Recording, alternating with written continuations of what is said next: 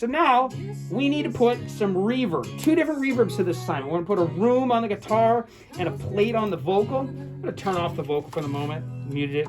And here's the guitar, it's up. I'm gonna bring it down the monitor pod, I don't really need to hear it. So selecting the guitar, we're gonna send it to bus 13. Bus 13 is our aux send that feeds effects processor number 1.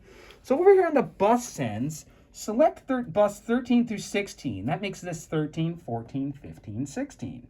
Right? It could be different buses, 1, 2, 3, 4, but we're in 13, 14. So 13 is going to go to our room reverb.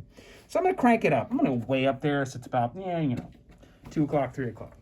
Now that sends it off to the aux send master. To get to the aux send masters, you shift to this middle section of the desk underneath the screen, and you pick what you want this bank of 8 faders to be. And I want it to be buses 9 through 16 because bus 13 is my reverb. In fact, I can see that send I just turned up with the guitar on it. So I want to turn up 13 to unity. I want to unmute it. And this red light's telling me pre-fader, pre-fader. It shouldn't be pre-fader. Aux sends, reverb sends are usually post-fader, much like monitor sends and headphone sends are usually pre-fader. So this is backwards on purpose. So that's the only tricky thing, is making that post-pre. I'm going to select it, and I always forget how to do this on the desk. We'll see how I do. I select it, and I'm pretty sure it's on the config tab, which I could tab over or press the config button to see. And there she is. Channel sends config is on pre-EQ. We want that post-fader. So I'm scrolling with this first knob here, pressing it. And it's, are you sure you want it? Absolutely. And it's got rid of that red light. So I'm now in post-fader. I have a post-fader send. And just a reminder, like, I've selected the channel's up. I've sent it on 13. I've got the master up, master on, got it post-fader. Now where does it go? It goes to the effects processor.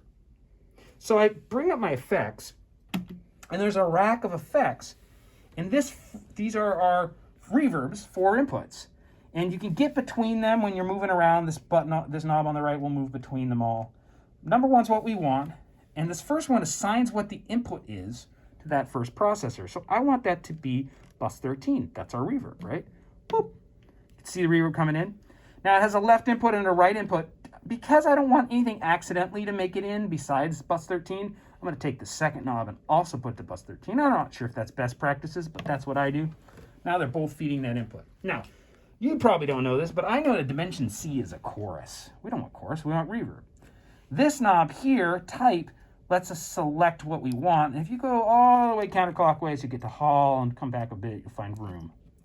Done. Now we have a room. So the room, we got to hear this. And I'll get the guitars up a little bit.